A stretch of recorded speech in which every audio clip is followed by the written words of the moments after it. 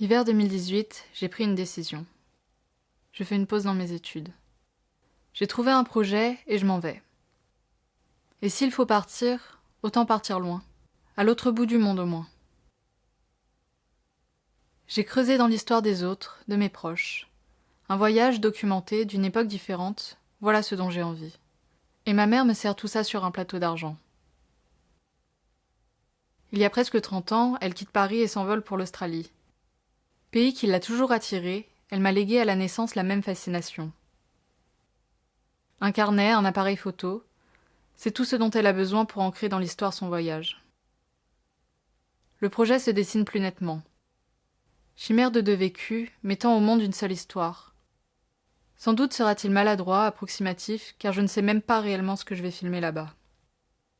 Pas de repérage, pas de réelle préparation.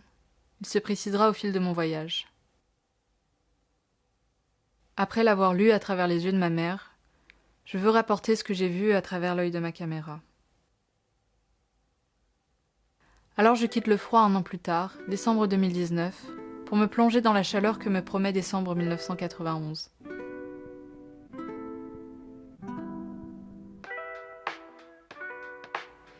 Trois mois plus tard, comme elle, je reviens. Il est maintenant temps de finir le croquis de mon projet, de donner naissance à la chimère.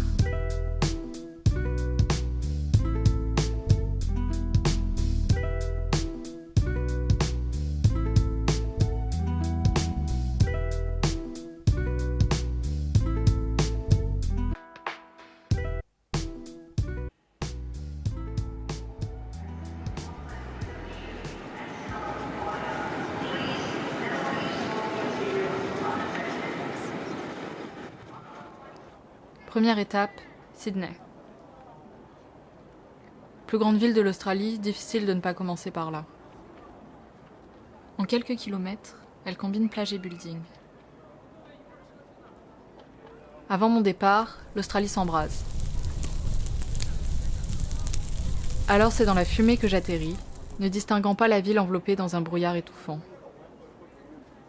L'air est lourd, le soleil rouge, et les gratte-ciels disparaissent dans les nuages.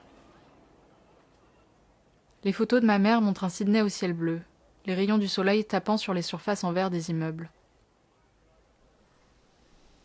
J'en découvre un autre, le Sydney presque vide, les gens préférant rester chez eux que respirer cet air empoisonné.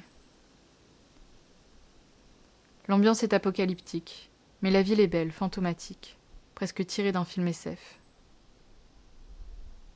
Cela ne durera que quelques jours, et l'habituel combo soleil et ciel bleu reprendra vite son droit sur la métropole. J'aime Sydney un peu plus chaque jour. La présence de la mer y est pour beaucoup. Et puis, c'est indéfinissable, mais il y a une ambiance, un rythme, comme un cœur qui bat dans cette ville. Les gens, la musique. Ici peut-être parce que je suis une touriste, quelqu'un qui passe, je me sens libre. En à peine quelques jours, je m'approprie la ville. Circuler est facile et j'enchaîne les visites. Musées, jardins, monuments, plages, les lieux à découvrir sont multiples. Comme beaucoup de grandes villes, Sydney a une âme, multiforme. Chaque quartier est différent et apporte sa pierre à l'édifice. Les jardins sont tous beaux, uniques, et c'est dans l'un d'eux que je me sentirai la plus apaisée. Petite pépite au nord de Sydney, Wendy Whitley's Secret Garden est l'un de ces lieux que je n'oublierai pas. Les coups de cœur sont rares et celui-ci m'est cher. Je m'y installe donc un après-midi et confie mes états d'âme à mon journal, comme ma mère 30 ans plus tôt.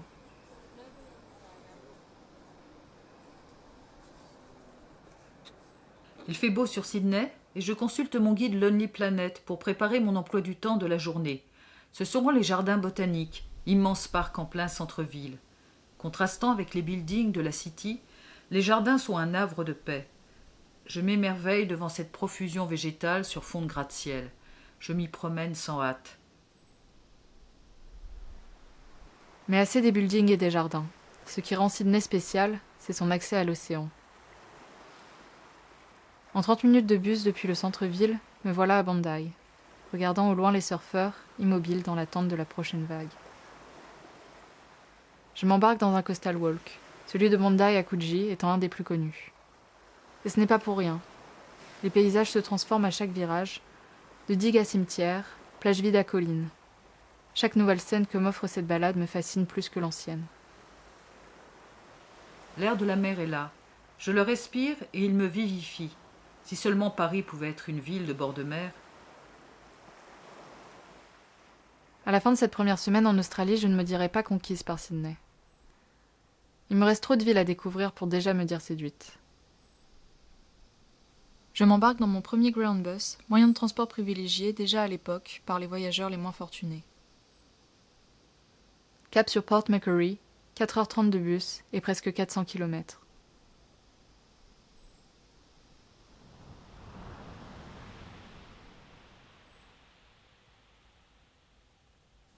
Passer de la plus grande ville du pays à une petite ville balnéaire typiquement australienne a presque été plus marquant pour moi que de passer de Paris à Sydney.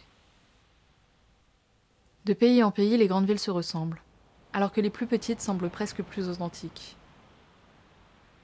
Port Macquarie est surtout connu pour 3 choses. Son hôpital pour koalas, son coastal walk et sa rainforest. La ville n'a rien de spécial, mais ses plages sont ce qui rend la côte australienne si belle. Je compte aller marcher le long des plages de Port Macquarie, Oxley Beach, Rocky Beach, Flins Beach, Nobby's Beach et enfin Shelley Beach. Après Miners Beach, nous arrivons sur Taking Point, qui débouche sur une autre plage immense, Lighthouse Beach, bonne pour le surf. Je suis frappé par la beauté de ces plages et leur immensité.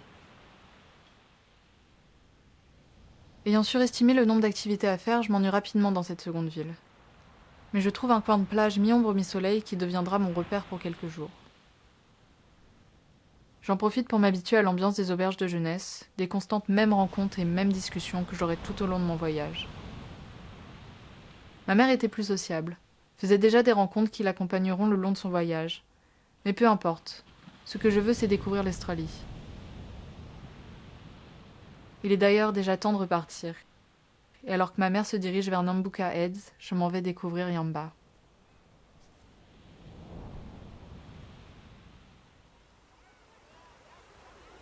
C'est seulement à Byron Bay que nos chemins se recroisent. C'est une petite ville tranquille où vivent encore quelques hippies et surtout fréquentée par les touristes à cette période de l'année. Il y a beaucoup de monde dans ces petites rues et je n'ose sortir ma caméra que lors de mon, déjà, 3e coastal walk. L'après-midi, nous faisons la promenade qui nous mène au cap Byron. La mer est d'un bleu profond et la couleur blanche est éclatante sous le soleil. Malgré sa jolie balade, je me souviendrai surtout de Byron Bay pour sa vie nocturne. J'y ai fait mes premières vraies rencontres, découvert mes premières boîtes australiennes. J'ai incurgité quelques bières dans les 2 endroits les plus branchés de Byron Bay. Un hôtel qui fait pub et qui organise des soirées karaoké et le Railway Pub, où il y a de la musique live. J'avoue avoir beaucoup ri devant les prestations des clients du pub. C'est avec un pincement au cœur que je quitte Byron Bay et les amis que je me suis fait. Mais ma curiosité pour la prochaine étape me permet de rapidement m'en remettre.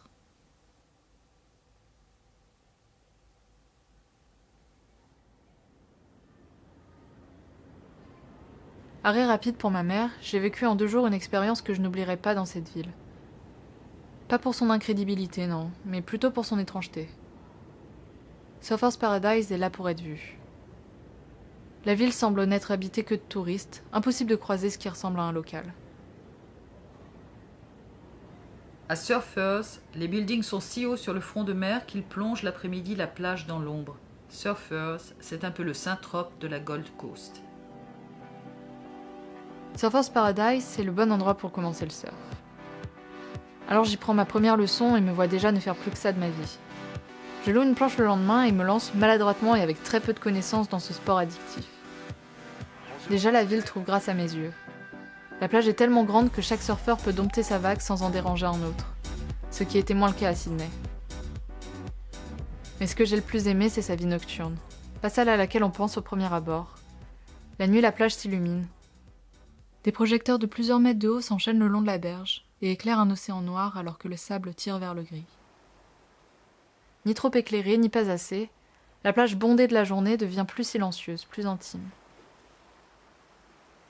Mes 3 nuits, je prenais donc mon dîner à emporter avant de m'installer près des vagues, bercée par la musique qu'elles produisent. Ensuite, je me baladais le long du rivage, avant de rentrer quand la fatigue se faisait ressentir. Le nouvel an approche et il est temps pour moi de quitter Surfers, presque à contre-cœur. C'est dans mon maintenant familier Greyhound Bus que je roule vers une ville plus classique de l'Est australien.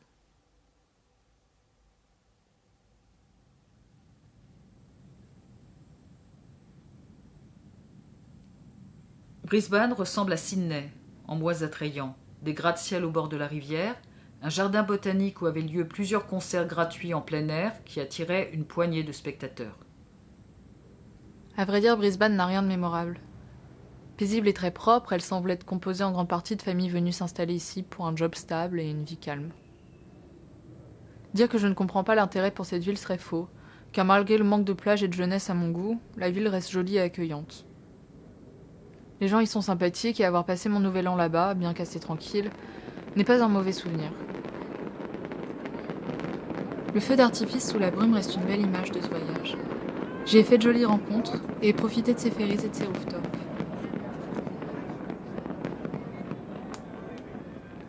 Tout comme ma mère, je ne m'y attarde pas. Un jour après la nouvelle année, mon bus me récupère là où il m'avait laissé l'année précédente. Et un podcast dans les oreilles, je me laisse rouler jusqu'à ma prochaine destination.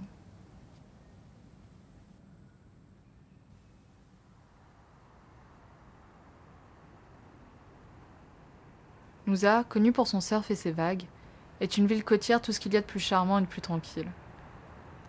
Lieu de vacances apprécié des Australiens, le prix de l'auberge m'a fait réaliser sa popularité. Je n'avais qu'un jour et demi sur place et dès la première après-midi, j'entame mon énième coastal walk, unique par son retour passant par un parc national immense, entre sable et forêt. J'ai vu mon premier koala en liberté, appuyé contre une branche, très haut dans un eucalyptus situé à l'entrée du parc. Nous avons aussi aperçu un opossum endormi dans un arbre. Les kookaburras faisaient un bruit infernal. La forêt résonnait de leurs cris qui succédaient à des instants de silence absolu. Les couchers de soleil à Noosa sont doux, agréables à l'œil avec ses nuages cotonneux flottant dans un ciel rose poudré, et malgré mon court séjour, je n'en oublierai pas la beauté. Je consacre ma deuxième journée au surf et revois une amie croisée plus tôt à Yamba. Malgré une session de surf ratée, la planche étant trop petite pour moi et n'ayant pas encore de wax, je finis ma journée de bonne humeur et quitte la ville l'esprit tranquille.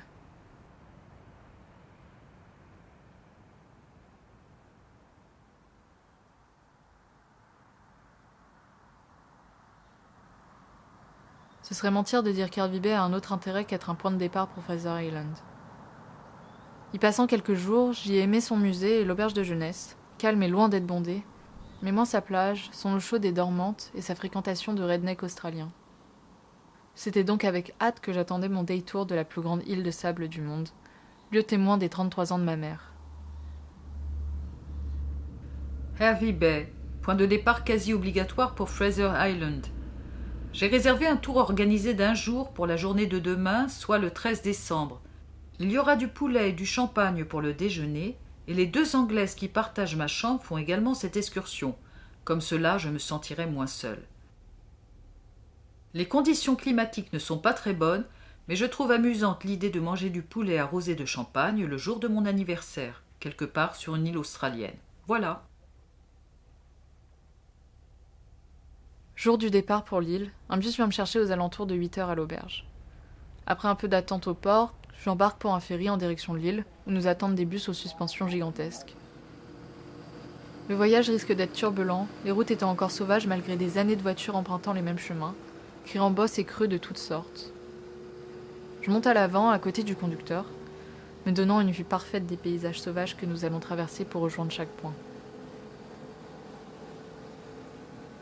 Le tour s'est déroulé.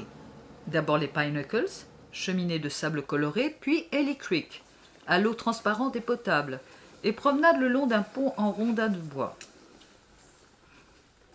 Nous avons ensuite visité l'épave du Maeno, rouillée et échouée le long d'une immense plage inlassablement empruntée par les 4x4 et les bus, mais néanmoins d'une beauté sauvage.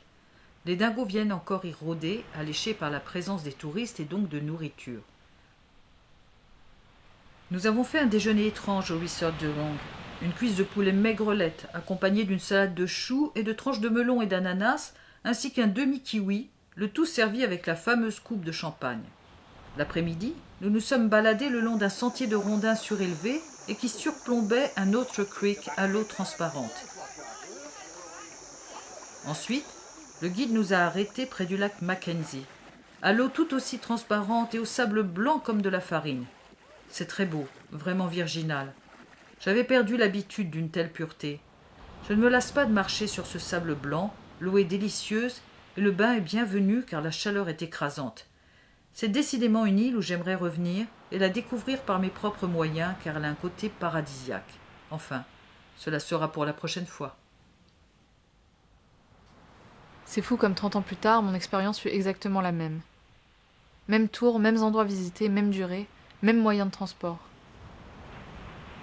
Sans doute plus agréable à l'époque car moins bondée, l'expérience reste quand même si similaire qu'il me semble futile de rajouter quoi que ce soit.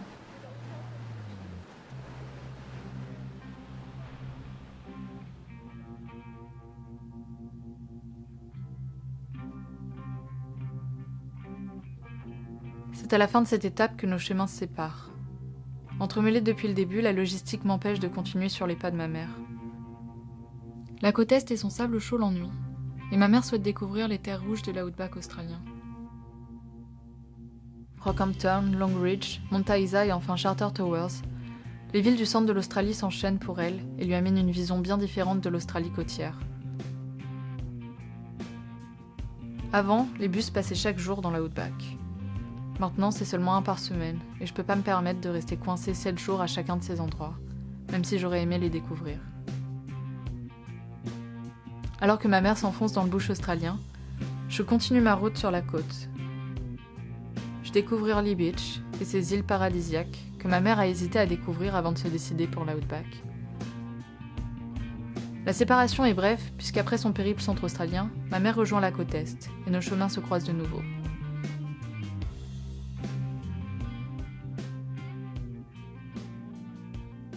Ce Kervy Bay est à Fraser Island, Townsville est à Magnetic Island. Peu importe car je n'y reste que quelques heures avant d'embarquer dans un ferry, direction l'île. Je suis resté 5 jours sur Magnetic Island et il y a eu quelques moments forts. Le mardi 24 décembre, j'ai fait avec les copines une belle croisière sur la grande barrière de corail et j'ai longuement nagé avec masque et tuba. Mardi soir, soit le soir du réveillon, Joël avait préparé une petite veillée avec quelques amuse-gueules. Nous sommes ensuite allés en petit comité assister à une course de grenouilles à l'hôtel Arcadia. L'ambiance était bon enfant. Plus tard dans la soirée, nous nous sommes rendus à la boîte de l'hôtel Arcadia. L'ambiance était froide au départ, puis les clients ont commencé à arriver et le disc-jockey a abandonné le hard rock pour les tubes du moment. Kiss de Prince, Black and White de Michael Jackson, Shiny Happy People de Rem et d'autres que j'oublie pour le moment. J'ai préféré, et de loin, mes randonnées sur l'île.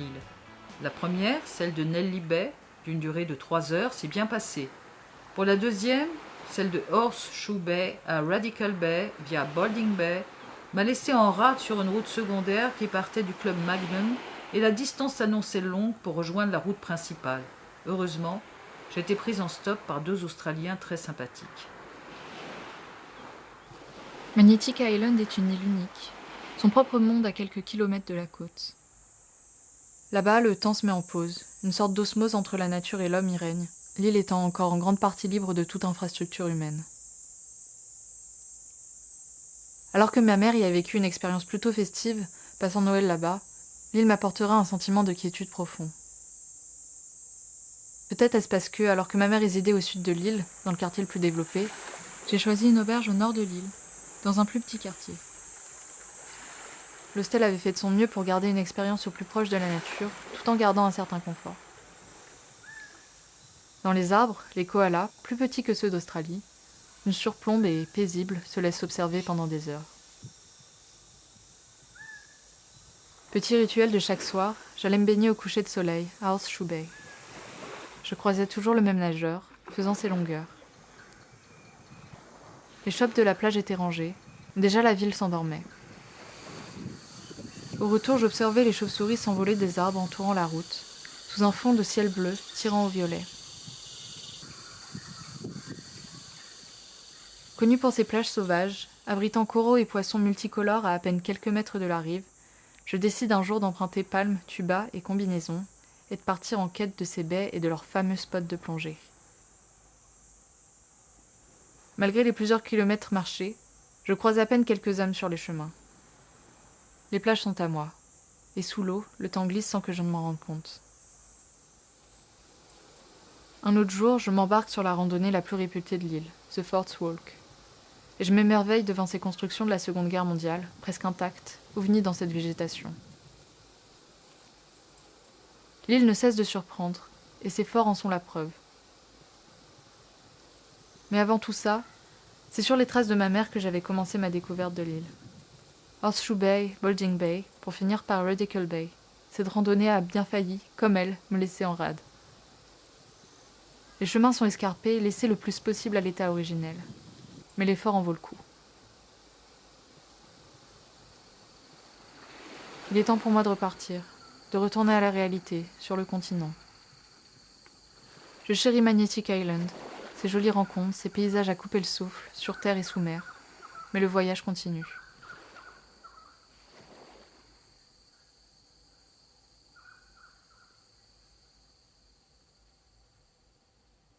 De Cairns, je n'ai pas d'image. À peine arrivée à ma dernière étape sur la côte Est, la ville m'a déçue et j'ai compris que mes 5 jours là-bas allaient être longs. Heureusement, 2 excursions réservées, une sur Fitzroy Island, l'autre sur la Grande Barrière de Corail, allaient casser la routine et rentrer dans mon palmarès d'expériences incroyables en Australie. Nager avec des requins, des tortues, voir des poissons plus irréels les uns que les autres, on m'avait prévenu. Il n'y a rien à Cairns, mais c'est un point de départ pour de nombreux endroits merveilleux. Dans quelques heures, ce sera la fin de l'année 1991. Lorsque je suis arrivé à Cairns, samedi dernier, j'étais envahi de sentiments contradictoires. Tout d'abord, j'avais un préjugé contre Cairns. J'avais rencontré plusieurs personnes qui m'avaient fortement conseillé de l'éviter, et puis, j'entamais la dernière véritable étape de mon voyage, Cairns étant l'objectif final de ce parcours le long de la côte Est. C'est de Cape Tribulation que ma mère écrit ces quelques mots. Elle restera à Cairns seulement le temps de réserver son stage de plongée, après son retour de Cape, où elle passera de 1991 à 1992. Je ne puis suivre ma mère, Cape Tribulation n'étant plus desservie par les bus, et les coûts pour s'y rendre étaient bien trop exorbitants. Après un séjour à Cape mitigé, les paysages étant fantastiques mais le nouvel en moins, ma mère commence son stage de plongée, de retour à la ville. Eh oui, ça y est. J'ai mon brevet de plongée sous-marine. Ces 3 jours en mer ont été à la fois excitants et fatigants. C'est une activité très prenante physiquement et intellectuellement. Cela tient en alerte, et puis plonger sur la Grande Barrière de Corail, c'est vraiment fantastique. C'est une incessante féerie de couleurs et de formes. Ici s'achève notre périple sur la côte Est.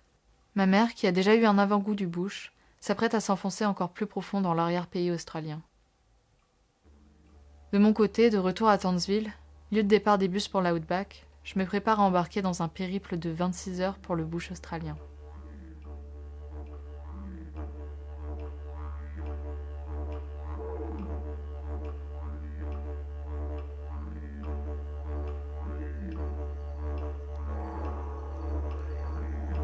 Ma mère, qui a volé de Cairns à Alice Springs, a pu réchapper aux longues heures de car séparant la côte est de la plus grande ville du centre australien. À vrai dire, les longs trajets de bus étaient loin d'être un point négatif de mon voyage. Au contraire.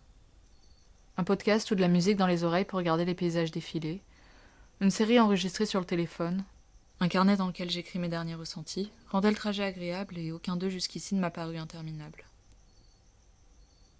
Cependant, mes 26 heures de trajet de Townsville à Tennant Creek, puis de Tennant Creek à Alice Springs, se sont transformées en près de 35 heures, suite à une roue qui a éclaté au milieu de nulle part, à plus de 2 heures de la ville la plus proche possédant une dépanneuse. Les heures à l'arrêt sont les seules qui m'ont paru longues, causées par l'inquiétude de ne pas pouvoir attraper le second bus de Tennant Creek. Mais rapidement, le chauffeur nous rassure. Le bus nous attendra. Arrivé à Tennant Creek, de nombreuses nouvelles heures d'attente allongent la durée du voyage, mais une fois dans le bus pour Alice Springs, le trajet s'est déroulé sans encombre. D'Alice Springs, je fus surprise. De sa réputation, plus grande ville du centre de l'Australie, je m'attendais à une ville d'une certaine taille. Pourtant, le nombre d'habitants, c'est-à-dire 25 000, aurait dû m'alerter. Mon arrêt dans cette ville, comme pour beaucoup, était pour me rendre à Uluru durant le séjour, plus connu sous le nom d'Ayers Rock. Il y a quelques jolies galeries d'art aborigènes. Mais c'est dans le centre commercial où j'ai fait mes courses que j'ai croisé le plus de monde. Dans les rues et les parcs aussi, où les aborigènes s'assoient en groupe et passent le temps. À l'époque, ma mère faisait remarquer l'hypocrisie australienne, qui traitait le peuple originel aborigène comme des étrangers, les ont discriminés, repoussés, volés tout en commercialisant leur art. Aujourd'hui, bien que le pays semble tenter de se faire pardonner auprès du peuple ces années de maltraitance, le racisme y est encore extrêmement présent, et la réintégration du peuple légitime de ce pays dans la société semble encore loin d'être réussie. L'horreur de l'histoire australienne est un sujet peu abordé, ne serait-ce que dans le pays, et encore moins en France. Pourtant, il mériterait beaucoup plus d'attention. Ma visite de la ville ayant été peu fructueuse, c'est avec hâte que j'attendais mon expédition de près de 20 heures pour Uluru.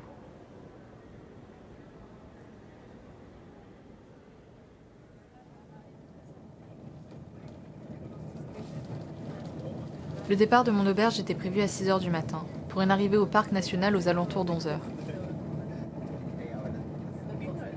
Les 5 heures de bus, agrémentées de quelques histoires du conducteur sur le site à découvrir, passèrent assez rapidement, étant maintenant habitués à ce mode de transport. Rien que sur le trajet, il nous a déjà été possible de voir une mer de sable, mais aussi le mont Connor, de son vrai nom Attila, ne faisant pas partie du parc, mais rocher du même genre qu'Uluru.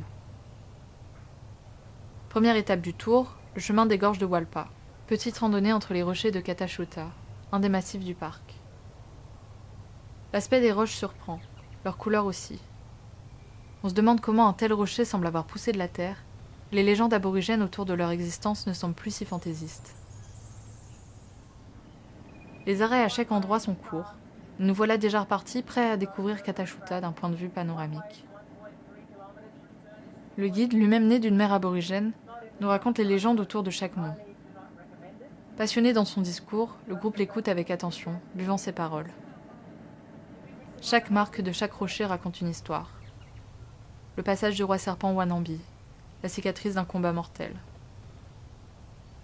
Uluru et les Olgas racontent plusieurs épisodes de la création du monde. Il y est question de batailles entre des géants, et ces combats ont laissé de profondes cicatrices dans la pierre, et des creux et des renflements, expression de la colère des dieux. Sur de nombreuses parois abritées, on peut encore retrouver des peintures d'anciennes tribus aborigènes. Notre guide nous explique qu'il n'y a pas réellement de signification derrière toutes ces peintures, mais plutôt une volonté de raconter des histoires aux plus jeunes pour les occuper, ou tout simplement se divertir. Tout au long du tour, je reconnais déjà plusieurs endroits où ma mère a posé les pieds 30 ans plus tôt. Rien n'a changé. Ces rochers sont là depuis des millions d'années, et ce n'est clairement pas quelques dizaines d'années qui les marqueront. Nous voilà alors au pied du célèbre Uluru. Nous surplombant de toute sa hauteur, nous en faisons le tour, écoutant chaque légende, retombant en enfance. Certaines parties sacrées ne doivent pas être filmées, interdiction mise en place sous la loi des Anangu, propriétaires originels d'Uluru, les histoires de ces endroits étant réservées au peuple aborigène. Nous approchons alors de l'ancien point de départ de l'ascension du mont. Considéré depuis sa mise en place comme un manque de respect par les Anangu, l'interdiction de son escalade a enfin été établie le 26 octobre 2019. Là où ma mère a commencé son ascension, je me retrouve face à un panneau indiquant la fermeture de la montée. Le rocher a une présence quasi surnaturelle. Eric m'explique que la légende veut que ce soit un météore tombé du ciel. Comme l'iceberg, la partie émergée serait bien plus importante que celle qui émerge. L'ascension est plutôt raide et la descente aussi. Au pied du roc, 5 plaques commémoratives sont là pour témoigner de l'imprudence fatale de certains grimpeurs. Tout autour, la vue est magnifique, et pour atteindre le sommet, il faut encore beaucoup marcher, monter et descendre le long de ce qui ressemble à des vagues minérales. Mais le plus dur est fait, et une fois là-haut, à 863 mètres d'altitude, on se sent bien. Les aborigènes sont opposés à la pratique de l'ascension du rocher et les colonnes de grimpeurs qui s'y attaquent, dont je fais partie. Il ne m'est pas amer de ne pas pouvoir escalader ce rocher. Le guide dit lui-même ressentir un changement d'énergie émanant d'Uluru, qui semble plus apaisé maintenant. Malheureusement, comme partout où l'être humain passe, il laisse une trace, et une longue ligne beige marque les années d'ascension du mont, comme une nouvelle cicatrice. Il paraît fou que malgré les nombreux incidents ou bien encore les nombreux actes d'irrespect des touristes vis-à-vis du rocher, L'ascension n'ait été interdite que l'année dernière, malgré les années de protestation des aborigènes. Encore une fois, la rentabilisation du site était plus importante aux yeux du gouvernement australien que le respect des croyances de son peuple. Pour finir ce long périple, c'est un barbecue qui nous attend, face au rocher dont le coucher de soleil fait changer la couleur. La beauté du Lourou, rougeoyant, n'est pas une légende. 5 nouvelles heures de route nous attendent et c'est sans se presser que nous remontons dans le bus. Après un jour de repos, il est temps pour moi de repartir pour ma dernière étape en commun avec ma mère. Celle que j'attends depuis le début avec le plus d'impatience.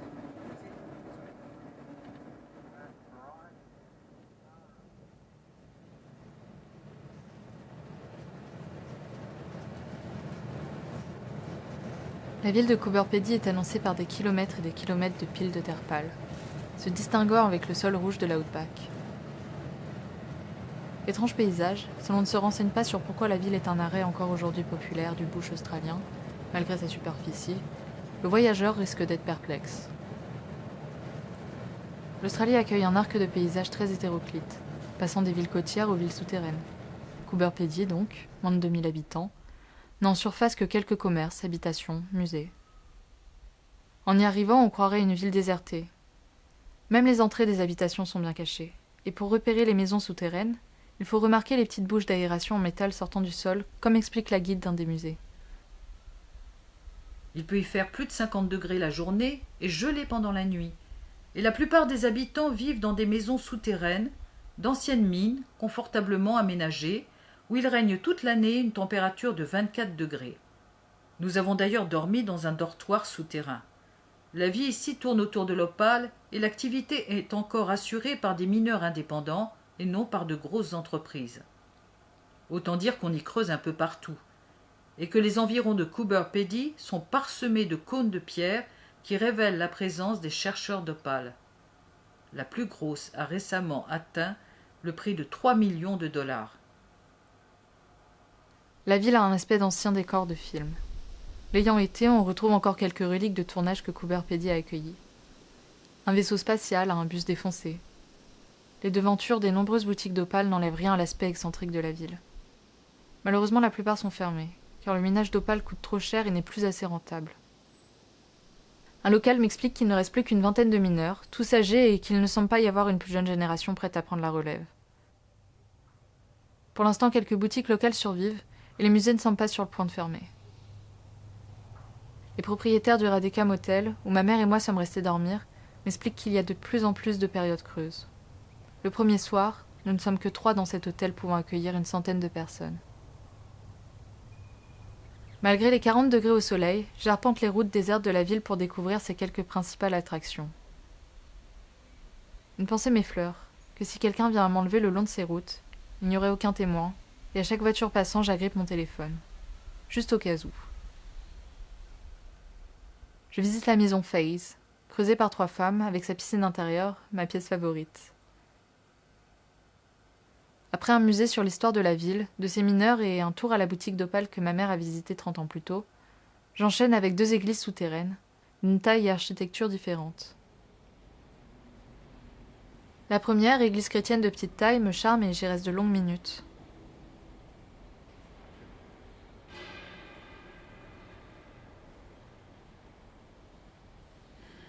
La deuxième, une église orthodoxe serbe, est beaucoup plus grande. Impressionné par son architecture, ce sont ses vitraux que je préfère. Je finis ma journée dans une galerie d'art / shop d'opale / hôpital pour kangourous. Refusant de me rendre dans des eaux et n'ayant pas croisé de kangourous sauvages, ce sont les seuls que je verrai d'aussi près.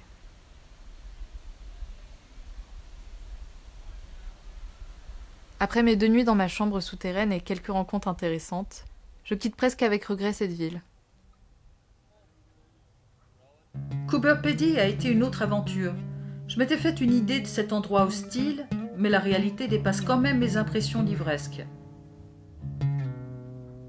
Y vivre m'y serait impossible. Pourtant, elle laisse sur moi une forte impression.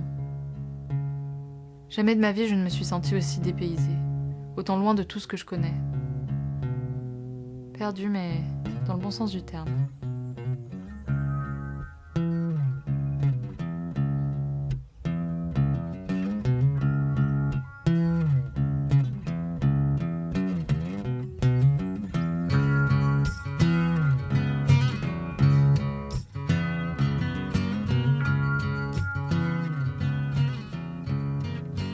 Après Coober Pedy, ma mère se rend directement à Sydney, les villes du sud l'intéressant moins. De mon côté, je m'arrête à Adélaïde où je retrouve une amie de voyage, et même une connaissance de la fac. Puis Melbourne où je retrouve mon cousin. Dernier arrêt avant Sydney, Canberra que l'on m'a déconseillé. Capitale de l'Australie, je n'ai jamais vu ville plus déprimante. Mais ces monuments valent le détour.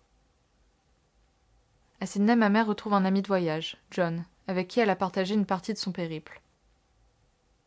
Après un dernier tour à l'opéra et un cinéma pour conclure la journée, elle quitte le pays, direction la Nouvelle-Zélande. Bref, hier, j'en étais resté dans mon journal de bord à Coober Pedy, et je faisais la remarque à John cet après-midi que j'avais parfois été étonné de mon manque d'enthousiasme en découvrant des endroits auxquels j'avais tant rêvé avant mon départ et depuis très longtemps. Peut-être qu'au fil des années, et à travers les nombreuses lectures que j'avais faites et les films que j'avais vus, mon potentiel d'enthousiasme avait été un peu entamé. Ainsi j'étais heureuse d'être allée à Ayers Rock, mais j'aurais préféré une découverte intime, quelque chose de plus spirituel, tant une aura d'étrangeté émane de ce rocher. Il est vrai qu'on se fait une idée de l'Australie comme d'un pays sauvage, à l'autre bout du monde, où tout y est immense, différent, entre terre rouge et océan, dompté par sa faune et sa flore. Une fois sur place, la réalité diffère. Peut-être décevante sur certains points, déjà il y a 30 ans, elle avait perdu de son côté adoptable. Mais elle reste mystérieuse, car si vaste.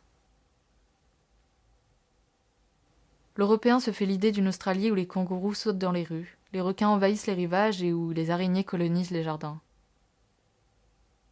Même s'il est très possible que dans les coins les plus reculés, moins envahis par l'être humain, ce soit encore le cas, il semblerait que ce soit de plus en plus dur à trouver, si c'est ce que l'on souhaite voir. Voyager sans voiture en Australie est aussi un handicap. Il suffit que quelque chose se trouve à plus d'une dizaine de kilomètres, sans transport en commun, et il m'est impossible d'y aller, ce qui m'a souvent assez frustrée. Mais le problème n'est pas irrémédiable. Je me fais une promesse de revenir sur le territoire, Van et amis avec moi, à la découverte notamment de la côte ouest, mais aussi pour redécouvrir la Outback. Je passe ma dernière semaine à Sydney à surfer presque tous les jours. Ce que ce voyage m'a fait découvrir, c'est mon appétit pour ce sport, et je m'imagine déjà continuer en France.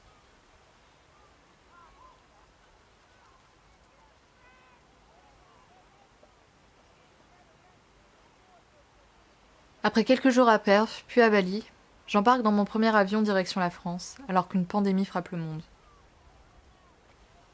Soulagée de rentrer, car les 3 mois seuls m'ont autant torturé qu'apaisé, c'est en arrivant à l'aéroport d'Amsterdam que quelques larmes m'échappent. Fini le surf sur les plages interminables australiennes, l'impression d'être seule au monde dans cette nature à couper le souffle.